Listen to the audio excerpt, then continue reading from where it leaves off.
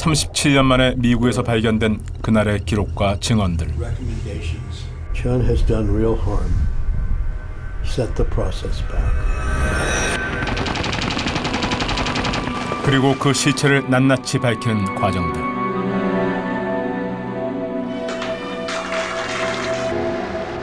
본인을 제11대 대통령으로 광주는 그는 총기를 들고 일어나는 하나의 그 폭동이야. John Doan had tried to get bad guy. 나쁜 놈. It was a group of soldiers firing together. That means they had an order. 살육행위라니까요. 광주 시민을 국민을 보호해야 할 군인이 국민을 상대로 총기를 한 겁니다. 37년 전 오늘 전남도청 앞 집단 발포의 진실은 여전히 풀리지 않은 의혹으로 남아 있습니다. 과연 발포 명령은 없었던 것일까? 그날의 진실을 추적합니다.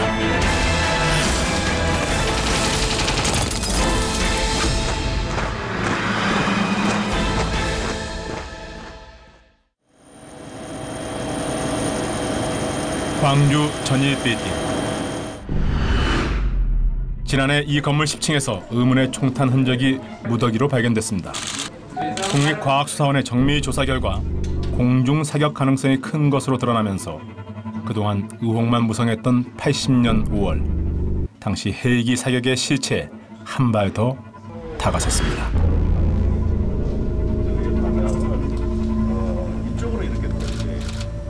몸에 소름이 뭐 살짝 돋는다고 그럴까? 약간 뭐 전율 같은 거. 정말 뜻밖이었다고 생각을 했거든요.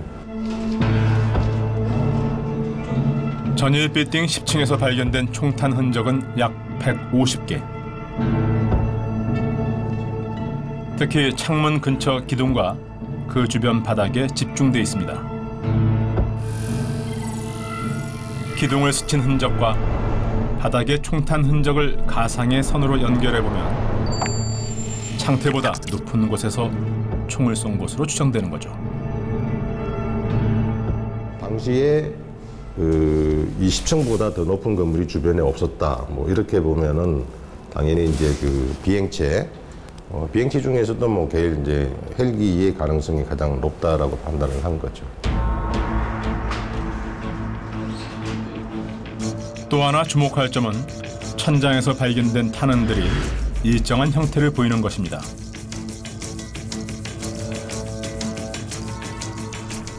총탄 흔적이 기둥을 중심으로 부채꼴 모양으로 펼쳐진 건데요. 이건 뭘 의미하는 것일까요?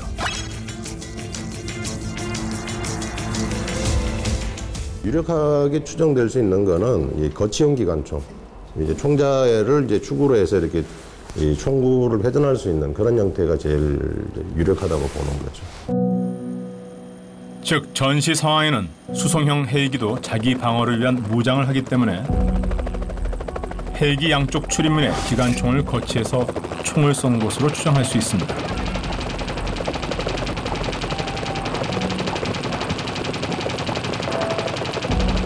반면 공격형 헬기는 총기가 전방을 향해 탑재되어 있기 때문에 건물 천정에 부채꼴 형태로 총탄 흔적이 나타나기 어렵다는 것이 국과수가 내린 결론입니다.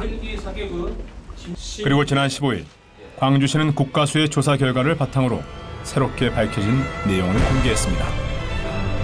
계엄군의 전남도청 진압작전이 전개된 80년 5월 27일 전일빌딩을 향한 헬기 사격이 확인된 것입니다.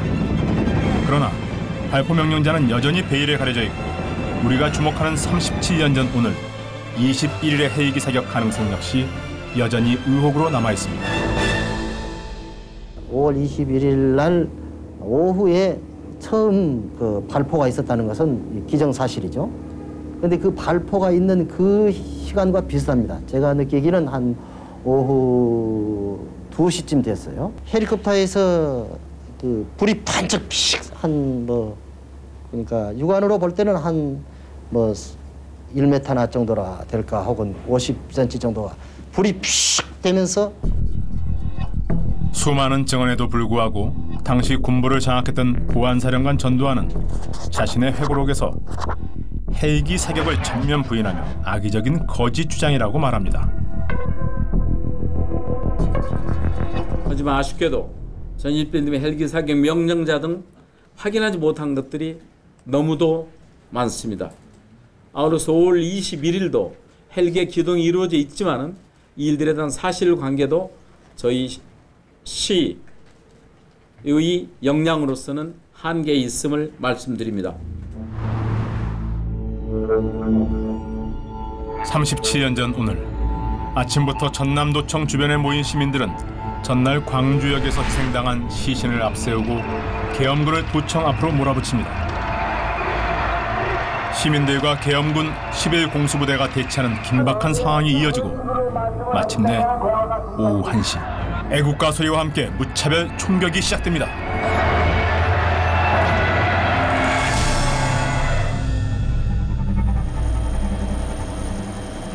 그때 전남도청 앞에선 무슨 일이 벌어진 걸까?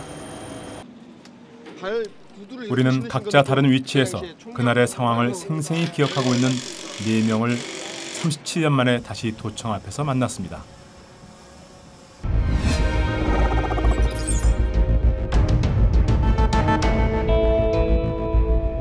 여기 21일 날 몇 시부터 계셨어요? 제가 그때 전일빌딩에서 아침부터 계속 찍었거든요. 아, 그러셨군요. 네. 저는 전일빌딩 앞에서 9시부터 차량 돌지 있는 순간까지 거기서 제가 무전기 메고 있었어요. 당시 전업사를 운영하던 박석연 씨. 시민들과 계엄군의 대치 상황이 이어지자 걱정스러운 마음에 나왔다가 계엄군 총에 맞습니다. 직원들 사실 말기려고 나온 거예요. 나는 애기들 고생이 다칠까 봐. 그 제이빌딩 바로 여기요. 그러니까 이 정도는 돼. 이 정도. 이 정도? 예. 정확히 쓰러진 장소. 그렇게 쓰러진 장소가 바로 여기란 말이에요. 여기요? 예. 여기에 예. 쓰러지신 거예요? 총소리가 막 나더라고. 네. 근데 나는 저 뭐예요? 가로수가 그것이 막 그냥 그래서 가로수에다 쏘지 않았단 말이에요. 네. 그때 어떻게 보면 내 앞에서 한 7, 8명이 쓰러져 보더라고. 네. 자빠져. 그래서 나도 겁이 나니까 뒤돌아서니까 나도 자빠져 버렸지. 그래서 무릎 위에 총을 내가 맞은 게 사실이에요. 그랬어요. 예. 피할 새도 없이 순식간에 벌어진 일. 정신을 차려보니 총에 맞아 쓰러져 있었습니다. 그 뼈를 어찌고 자르려고 했는데 어떻게 해서 살려주려고 해가지고. 그리고 같은 날 비슷한 시각 도청역 길가에서는 사진을 찍던 정재희 씨가 도청 옥상에서 저격수가 쏜 총에 맞습니다. M16으로 쏜 것 같아. 하고 연말로 나왔고 내 몸속으로 한 3발, 4발이 들어왔어. 내가 촬영을 하니까 집중사격이 나한테 와. 조준사격을 한 거야? 아, 조준사격이죠. 그렇다면 계엄군이 본 그날의 상황은 어땠을까? 당시 11공수부대 일병이었던 이경남 목사는 도청 앞 집단 발포의 순간을 생생히 기억합니다. 저쪽이었을 거예요. 12시 좀 넘어서 이제 시위대가 차량 돌진을 시작하게 되었고, 그러니까 이제 공수부대 저지선이 무너지게 되고, 또 이제 공수부대 차량이 퇴각하면서 공수부대 그 장갑차가 퇴각하면서 우리 대대에 있는 병사 하나를 또 이렇게 쳐서 죽게 하는 그런 이제 일이 발생하게 되었고, 또 희생자가 나니까 또 그만큼 또 이 현장 분위기가 굉장히 무서워지게 되었고. 도로였거든. 그리고 또 한 명의 목격자, 당시 언론사 사진 기자였던 나경택 씨. 나경택 씨는 발포 명령이 떨어졌다는 소리를 분명히 들었다고 합니다. 차 대위가 이쪽에 어디쯤에? 그러죠. 차 대위가 바로 여가 있으면 여기 있었고, 통신병이 바로 조금 떨어져. 그래 5m도 안 떨어졌어. 근데 통신병한테 발포 명령 어떻게 된 거야? 그러고 다그치는 거예요. 그 소리를 내 귀로 분명히 들었거든. 그러니까 통신병이 발포 명령 아직 안 떨어졌습니다 얘기를 한 거예요. 근데 그 다음에 통신병이 10분이 좀 지나자 발포 명령입니다 그렇게 얘기를 한 거예요. 37년 전 오늘 오후 1시 시민들을 향한 군인들의 무차별 총격이 휩쓸고 간 자리엔 수많은 총탄 흔적과 함께 깊은 상처가 남았습니다. 37년이 흘렀지만 그날의 진실과 발포 명령자는 여전히 밝히지 못했습니다. 증언을 계속하겠습니다. 당시 5월 22일 자위권 발동도 가능하다는 계엄사령부의 작전 지침이 지휘계통을 통해 전달된 것으로 알고 있습니다. 자위군의 발동은 최악의 상황을 80년 당시 보안사령관 전두환은 5월 27일 전남도청 진압작전에 대한 책임자로 내란 목적 살인죄를 적용받아 1심에서 사형, 그리고 대법원에서 무기징역을 선고받았습니다. 다분히 현 정국의 정치적 필요에 따른 것이라고 보아 저는 검찰의 소환 요구 및 여타의 어떠한 조치에도 협조하지 않을 생각입니다. 광주는 그는 총기를 들고 일어나는 하나의 그 폭동이야. 근데 그러니까 계엄군이기 때문에 계엄군을 진압하지 않을 수 없잖아요.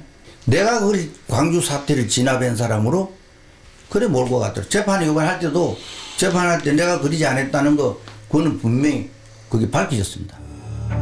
전두환은 특별 사면되었습니다. 그러나 37년이 지난 지금까지 5월 21일 도청 앞 첫 발포 명령자는 밝히지 못하고 있습니다. 부분들에 대해서는 앞으로 진실화해위원회를 비롯한 모든 관계기관과 국민의 힘으로 그 사실을 밝혀야 할 공동의 과제로 남겨져 있다고 저는 생각을 합니다. 진압을 빨리 하라 하고 했다는 것은 그 자체가 발포 개념이 포함되어 있는 거 아닐까요? 그래서 다 그것도 알면서도 제가 생각할 때는 그렇습니다. 발포 명령자로서 발포에 대한 책임을 어떻게 후세라도 벗어볼까 하는 생각에서 하는 걸로 보입니다만은 이제는 그건 안 되는 거죠. 계엄군은 그날의 진실을 알고 있지 않을까? 우린 계엄군 핵심 인물들을 추적한 끝에 황영시 당시 육군 참모차장의 집을 찾았습니다.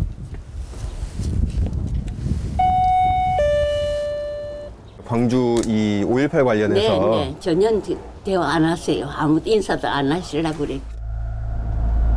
이번엔 11공수부대 최웅 여단장과의 접촉을 시도합니다. 다 끝난 얘기인데 왜 자꾸 그런 걸 와서 물어보세요? 너무 괴롭히면 안 돼. 이제는 이게 무슨 몇십 년 전에 거를 지금 와서 뭐 하려고. 그렇다면 계엄 사령관은 만날 수 있을까? 아, 예, 저 이희성 선생님 댁이죠? 예, 어디신데요? 예, 저는 예. 한번 좀 뵙고 싶어서 올라왔습니다. 안 계시거든요. 제 생각에는 인터뷰 안 하시려고 그러실 거거든요. 아니 뭐 그리고 연세도 많으시고 그래가지고 저는 올해 90이 넘으셨잖아요. 실패를 거듭한 끝에 80년 5월 21일 실제로 발포를 한 11공수부대 참모장을 어렵게 만날 수 있었습니다. 광주에서는 왜 그러셨습니까? 누가요? 발포를 왜 광주에서는 했었을까요? 총을 쐈을까요? 누가 어디서? 11공수가. 11공수가요? 예. 난 11공수가 총 쐈다는 거는 모르겠는데. 명령이 지휘가 있었습니까? 아니요, 없죠. 그 없다고 판명이 났잖아요. 그건 내가 그 국회 청문회에서 나가가지고도 재판 때고 나왔다 이야기했잖아. 이야기했는데 그거 어떻게 그 발포를 하라고 자기가 이야기를 해요? 발포하는 게 사람들은 이거 북괴군도 아니고 양민들인데 무슨 누가 발표해? 우리 11여단이요. 오히려 피해 여단이에요. 어렵게 만난 참모장은 오히려 자신들이 80년 5월의 피해자라고 주장합니다. 당시 군의 정보를 장악한 사실상의 실권자 전두환 역시 난 모르는 일이다 라고 말합니다. 군대라는 것은 지휘계통에서 딱 움직이는 거예요. 나는 계엄사령관 부하예요. 보안사령관은 보안사만 지휘하지 그 외 거는 지휘권이 없잖아. 회고록에서도 일관된 주장을 펼치며 37년 전 5월 20일 발포 책임을 전면 부인합니다. 그렇다면 당시의 군 지휘 체계는 어땠을까?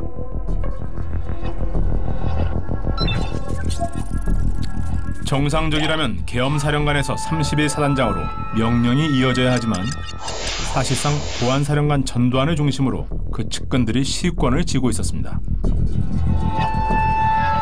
정상적인 지휘 계통이 문제가 되었던 부분들이 있고 전두환은 사실 자기 회고록대로 낄 위치가 아니다라고 하는데 그거는 말이 안 되는 소리죠. 왜냐하면 보안사령관이 현지로부터 아니면 자신이 직접 파견한 부대원들로부터, 그것도 보안사의 기조실장이나 아니면 보안사에서 특수한 임무를 담당하는 사람들이 내려갔기 때문에 정보를 몰랐다라는 것은 정말 말이 안 되는 것이고, 집체가 물러내 준 것은 사실이에요. 전두환이라는 사람이 같은 일을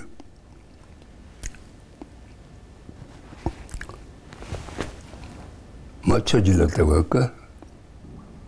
했으니까 물러내 준 거지요.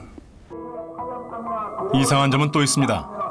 그는 시민들의 과격한 시위에 맞서 자위권 차원에서 총을 쐈다고 하면서 정작 자위권 차원에서의 발포가 가능하다는 결정과 그 회의를 발포 이후에 했다는 것입니다.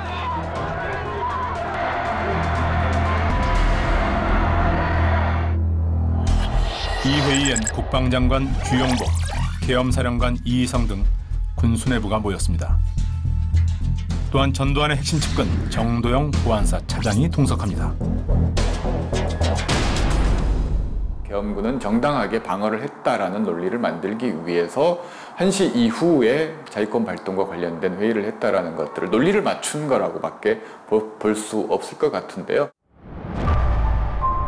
사실 군의 발표는 19일 시작되었습니다. 그리고 20일 광주역에서 시민 4명이 공수부대의 총에 맞아 희생됐습니다. 5.18의 집단 발포는 이미 20일 밤부터 시작된 겁니다.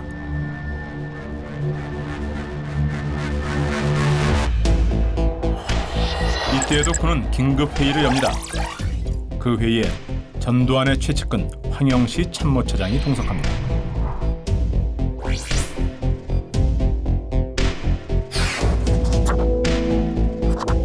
전두환은 회고록에서 당시 광주와 관련해 어떤 회의에도 참석한 일이 없고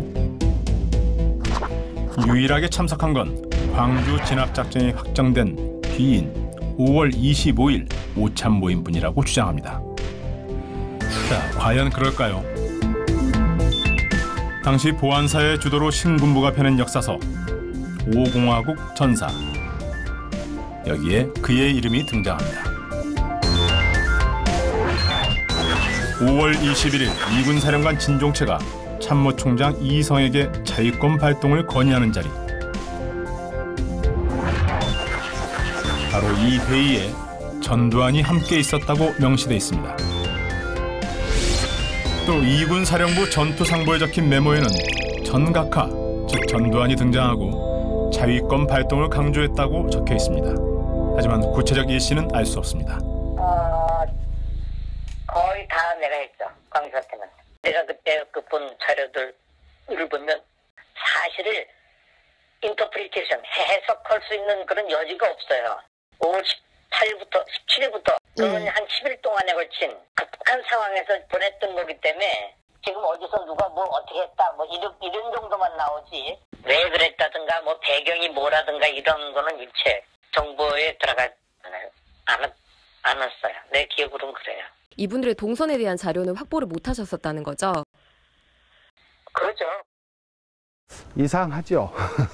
이상한데 그거는 뭐 신군부 측에서 어떤 식으로든 정리를 했을 가능성이 가장 크게 추측되는 부분입니다. 동양보고 비슷한 게 있어야 되는데 사실은 그런 부분들과 관련된 부분 그 회의록이 아니라 이제 그 자료 자체가 동양보고 자체가 가장 중요한 시기에 없어요. 광주항쟁보다 한 달 전에 일어난 강원도 정선 사북 탄광 사건은 발포 명령과 관련해 시사하는 바가 큽니다. 당시 광부들의 시위가 격화돼 진압이 어려워지자 군은 공수부대를 현장에 투입하면서 총기 사용에 대한 원칙을 제시합니다. 즉 총기 사용은 긴급한 경우라도 총장의 승인 후라고 명시돼 있습니다. 또 87년 6월 항쟁 때도 실제 발포가 이루어지지 않았지만 총기 사용에 대한 군의 원칙은 있었습니다. 발포 명령은 육군본부에 건의한 후에 조치하라는 내용을 당시 군문서를 통하여 우리는 확인할 수 있었습니다. 그런데 유독 5.18의 경우만 발포 관련 군문서가 전혀 남아있지 않습니다. 실탄을 엄격히 통제하는 우리나라의 경험에 비추어 봤을 때 분명히 그 실탄 통제의 지시는 내려갔을 거라고 보여집니다. 육군 참모총장 또는 계엄사령관 이상 지휘관의 그 허락을 득한 후 발포하도록 하는 등의 그런 그 지시는 내려갔을 거라는 거죠. 그런 지시 없이는 작전 명령 자체가 성립하지 않겠죠. 지난 4월 19일 평화적인 학생 데모대원들에게 총을 쏘게 해서 살인죄와 살인교사죄로서 기소된 홍진기를 비롯해서 발포 명령자 6명에 대한 첫 공판이 7월 13일 서울지방법원에서 열렸습니다. 광주보다 20년 전에 일어난 4.19 혁명. 이미 이때 시민들을 향해 총을 겨눈 경찰대가 그 발포 명령자를 처벌한 사례가 있습니다. 80년 당시 신군부는 이런 사실을 잘 알고 있었고 그래서 발포 명령과 관련된 모든 기록을 의도적으로 지웠거나 감췄다는 의혹을 피할 수 없습니다. 우리가 역사의 경험으로 봤을 때 4.19 때 발포 명령을 내렸던 사람이 끝나고 나서 처벌을 받아서 사형을 당했거든요. 이제 이런 경험들을 잘 알고 있는 겁니다. 전두환.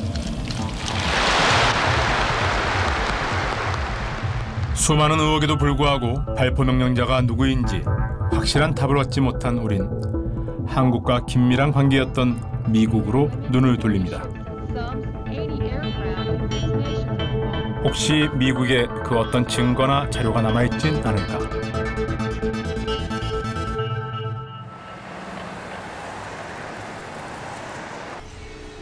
당시의 광주 상황을 잘 알고 있을 만한 인물들을 추적하기 위해 지난 2월 미국의 언론인 팀 셔록과 협업을 시작했습니다. 카터 행정부가 80년 당시 광주 상황에 깊숙이 개입해 있었다는 사실을 입증하는 기밀 문서. 이른바 체로키 파일을 폭로한 팀 셔록. 그는 광주의 진실을 함께 찾자는 제안을 흔쾌히 받아들였습니다.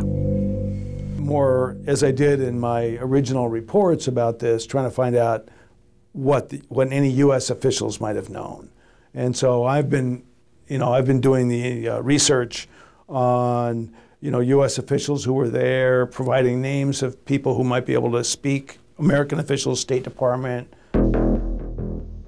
우리가 1순위로 꼽은 인물은 지미 카터 당시 미국 대통령. 인권 외교를 표방했지만 광주에 개입한 것 아니냐는 비난을 산 인물입니다. 수많은 시민이 희생된 사건에 대해서 가장 정확한 정보를 알고 있지 않았을까. 다행히 그와 친분이 있는 이호 여사의 추천 서한으로 긍정적인 답변을 받았습니다. 이제 미국으로 건너가 그날의 진실을 추적합니다. 퇴임 후에도 활발하게 활동하고 있는 그의 고향을 찾았습니다. 일요일마다 교회에 오는 카터 대통령을 만나기 위해서 이미 많은 사람들이 모여 있었습니다.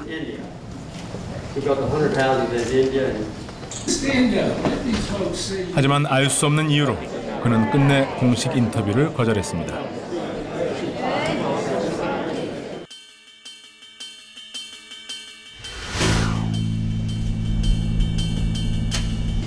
그렇다면 당시 21일 광주의 상황을 접한 미국은 어떤 반응을 보였을까요? 1980년 5월 22일 백악관에서는 긴급회의가 열립니다. 광주에서 발포가 일어난 지 하루 만이었습니다. 그 회의에 참석했던 고위 관계자를 뉴욕에서 만날 수 있었습니다. Well, it was called a PRC. A PRC was something that was called to deal with crises of various sorts, and it was called the Policy Review Committee. So it's very urgent meeting? Yes, they're usually called when there was a serious crisis that seemed to be brewing that would have impact on U.S. policy, national security policy. 이 고위급 회의는 위기 고조 상황에서 열리는 중대한 회의였습니다. 그날 회의의 안건은 한국, 광주의 상황. 5월 27일 광주 진압작전을 사실상 용인해준 광주로서는 운명이 갈리는 회의였습니다. What was the main issue on 22nd May 1980? Gwangju was the main issue. Gwangju. Yeah, there was unrest in Gwangju, and the Korean military was moving troops in and so forth, and we were worried about, whether they would be able to restore order. Everybody was concerned. That's why, it's very unusual to have a meeting at this high level. At this level. Yeah. It has to be a situation that is considered to be genuinely serious. Yes. This situation. 이야기를 이어가던 그는 조심스럽게 낡은 상자 하나를 꺼냅니다. 상자에는 빛바랜 메모가 빼곡하게 들어있었습니다.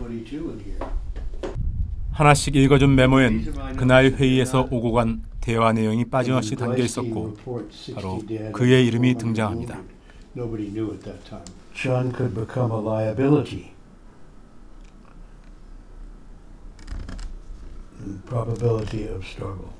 Vesey says, I can envisage a scenario in which Chun is asked to step down by someone he respects. Chun has done real harm. Set the process back. 회의 참석자들은 계속해서 그를 언급합니다. 구체적인 사상자 수를 말하는 데 이어 전두환의 책임론이 나옵니다. 그가 너무 심했다고 언급하기도 합니다.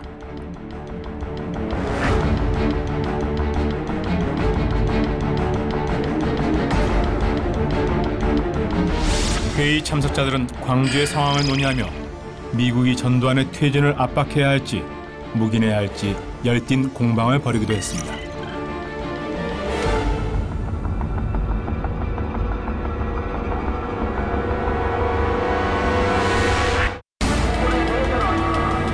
(80년 5월 21일) 도청 앞 집단 발포 하루 만에 열렸던 백악관 회의. 이들은 당시의 광주 상황에 대해서 얼마나 깊숙이 접근했을까.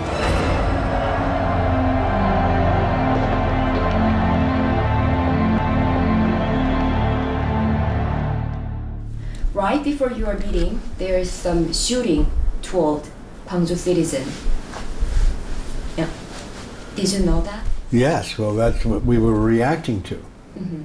Well, that's why the whole thing started. I mean, and all I'm saying is that the numbers weren't clear. There were just a lot of people. Yes. And at this particular time, I think there were a belief that there were 60 dead and 142 wounded or something. But actually, it probably turned out to be a lot more. People in that meeting clearly understood that Chun Do-hwan was responsible overall for the situation. I think they knew he was, they knew he was behind the coup. He's the main leader of the coup, and he's the main person urging a military response to Gwangju because he sees this as a threat to his power and a threat to his coup.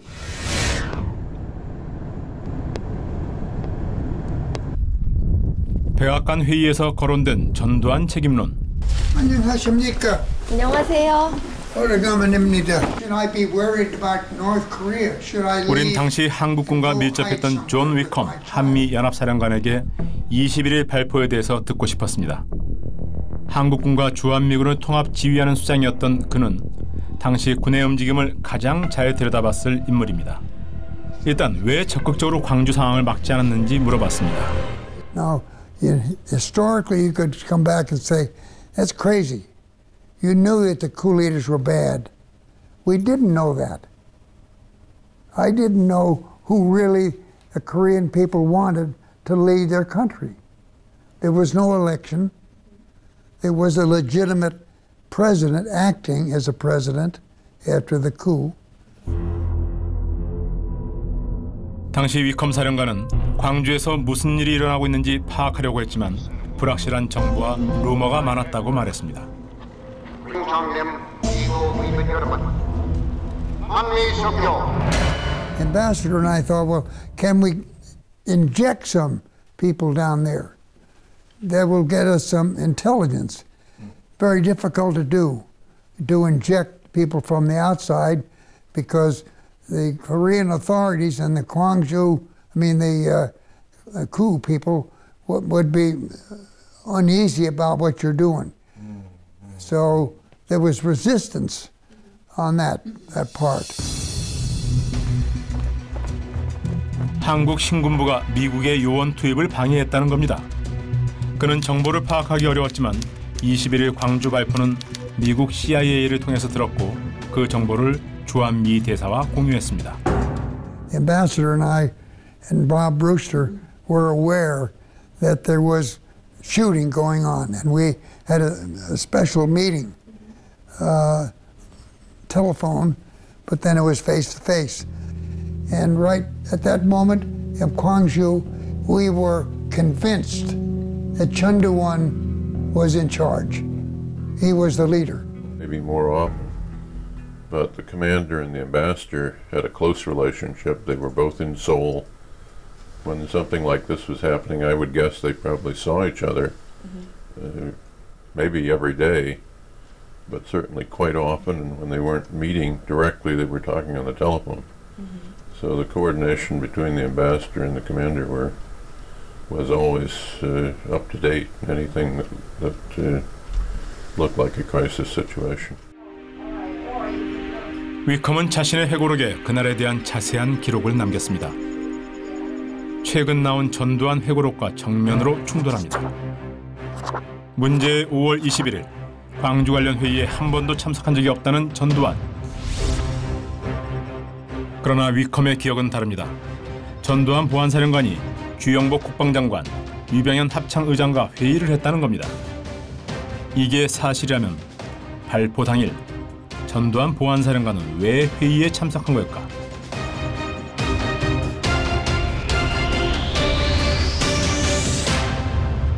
Minister of Defense, and Chun Doo-hwan was the center of the meeting, right? I think so, yes. General Liu and General John in the same meeting at the day. Right? Oh, I'm sure there was, because John was worried about this unrest growing all around the country, and it could morph into a challenge to the coup. So and the coup leaders were very worried about Gwangju. So he does not agree that he met with with Liu. But he did. Yes, I know. Yeah. Of course, Chun's memory is not perfect. 우리는 회의에 참석한 류병현 당시 합창의장에게 위컴의 발언을 들려주며 전두환의 21일 행적을 다시 한번 확인했습니다. 위컴이라는 사람을 말이에요. 내가 처음 본 것은 발포 관련해서 직후에 어떤 그 전두환 보안사령관하고 만나서 회의를 하시거나 대책 회의를 좀 하시거나 그런 기억이 좀 있으실까요? 그와 같은 일이 말이야 있었기가 쉽지 없었다고는 말 못해.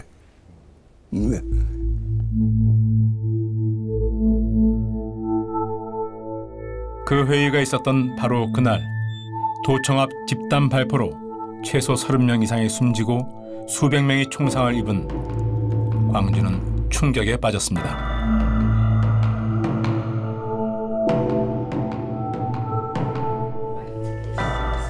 당시 상황을 잘 아는 위컴에게 광주에서 일어난 군의 발포를 자위권 차원으로 볼 수 있는지 물었습니다. 군은 절대적으로 필요한 상황 혹은 생명에 직접적인 위협이 있는 상황에 한해서 발포를 허가받았다. 미국 문서에도 남아있는 신군부의 주장에 위컴도 동의할까? If they use a kind of such a weapon against the unarmed civilians, that might be something different. It is different. You're right. In that case, the right of self-defense does not apply. Doesn't apply. Yeah. And that was, you point out very excellently, the obscurity of the Gwangju situation. Peacetime down there, these are civilians that are unrested about something, we're not sure what, and who's firing against them? The police. Do they have the authority to do that? Yes, they do, to protect themselves if they're police. With the military, the special forces that were down there, they're well trained, excellent, they're probably the top soldiers in the Korean military. And were they authorized to shoot at restive civilians? No. But if they did, they were wrong. 5월 21일 오후 1시 집단 발포가 있기 전 공수부대원에겐 이미 시탄이 지급되고 있었습니다.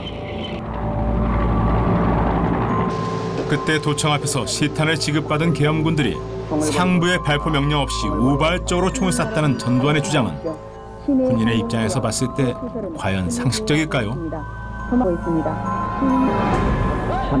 Exactly, very good point you make there, because it could lead to widespread unrest and an attack from the north. So South Korea is different, and therefore it would need different rules. Do you think that Chun Doo-hwan also should be responsible for the operational level at Gwangju instead? Well,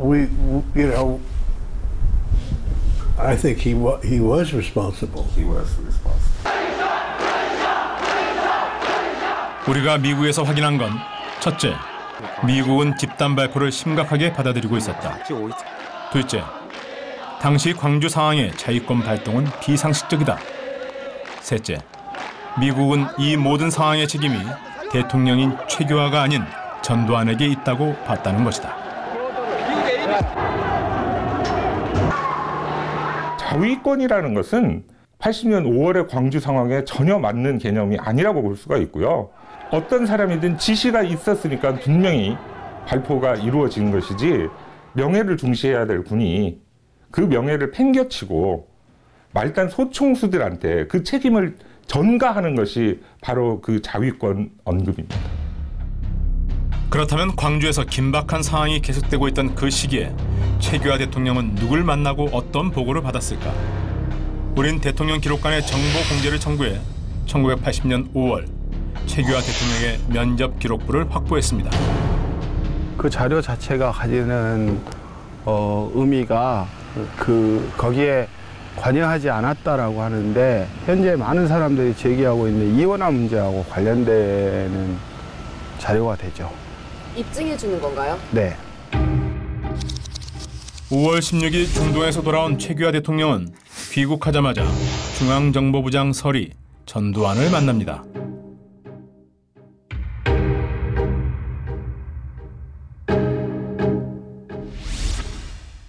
(5월 17일) 비상계엄 전국 확대에 앞서 전두환은 대통령, 국방장관, 계엄사령관과 회의를 합니다. 그리고 19일 오전 11시 45분, 내용은 알 수 없지만 최규하 대통령은 전두환과 한 차례 전화통화를 합니다.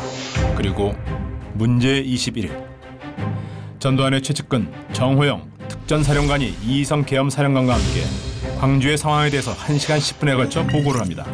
공식 지휘계통에 있지 않은 정호영은 이 자리에 있어서는 안 되는 사람이었습니다.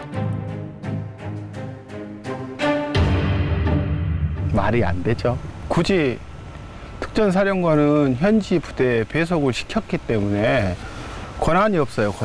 사실은 권한이 없고. 5월 21일에요. 그 이성 장군하고 같이 광주 상황을 보고한 게 있더라고요. 나는 한 얘기 없습니다. 그거 최규하 대통령 난 만져본 일도 없어요. 5월 21일 날요? 예. 그 말도 안 되는 소리도 누가 꾸미낸 거예요. 아, 그래요? 선생님께서는 5월 21일 회의라거나 자위권 발동 회의나 아니면 최규하 대통령한테 이를테면 그 총격 있고 나서 보고를 하시거나 그러실 위치가 아닌 거잖아요. 그렇죠? 아, 그럼요. 내가 대통령을 만질 수도 없고. 예. 알았어요. 나 지금 바쁘니까. 정확하게 정리를 하고 지나지 않으니까 5.18에 대한 왜곡이 계속 반복되고 있고, 지금은 뭐 전혀 엉뚱한 소리로 자기들은 한 사람도 계엄군들은 시민군들을 쏜 적이 없다. 그리고 계엄군들에 의해서 희생당한 사람은 하나도 없고. 발포는 이루어졌고 피해자들은 굉장히 많습니다. 굉장히 많은데 사실 발포 명령자가 없다라는 거예요.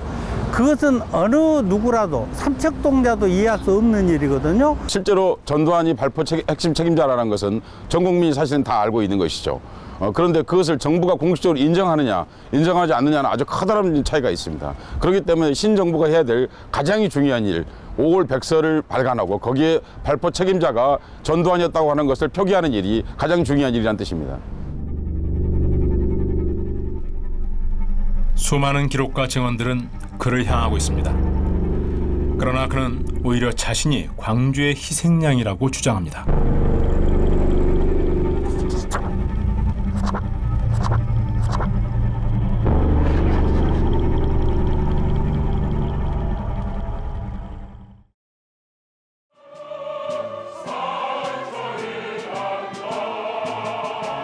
광주항쟁 37번째 기념식.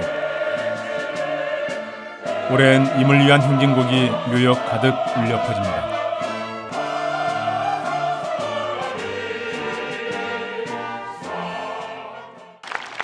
헬기 사격까지 포함하여 발포의 진상과 책임을 반드시 밝혀내겠습니다. 완전한 진상규명은 결코 진보와 보수의 문제가 아닙니다. 상식과 정의의 문제입니다.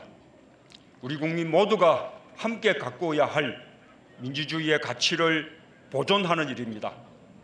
모든 아버지들이 우리가 행복하게 걸어갈 내일의 밝은 길을 열어주셨음을 사랑합니다, 아버지.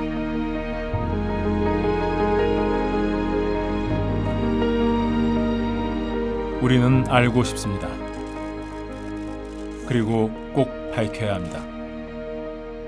37년 전 오늘 이 광주를 핏빛으로 물들인 그의 이름을. 당신은 알고 있습니까? 그날의 진실을. 당시 5월 22일 자위권 발동도 가능하다는 계엄사령부의 작전 지침이 지대통을 통해 사달된 것으로 알고 있습니다. 자위군의 발동은 최악의 상황에서만 계엄이 선포되면 계엄사령관 부하야. 어떻게 됐든 이리 됐든 저리 됐든 보안사령관은 보안사만 지휘하지 그 외 거는 지휘 꼴이 없잖아. 보안사령관이 계급대 같은 데 거기 가서 뭐 끌적끌적하면 굉장히 밑비지. 될 일도 안 되는 거예요. 12.12, 5.17, 5.18 등의 사건과 관련하여 제가 할 수 있는 최대한의 답변을 한 바 있고 검찰도 이에 의하여 적법 절차에 따라 수사를 종결한 바 있습니다. 그럼에도 불구하고 현재 검찰은 대통령의 지시 한마디로 이미 종결된 사안에 대한 수사를 재개하고 있습니다.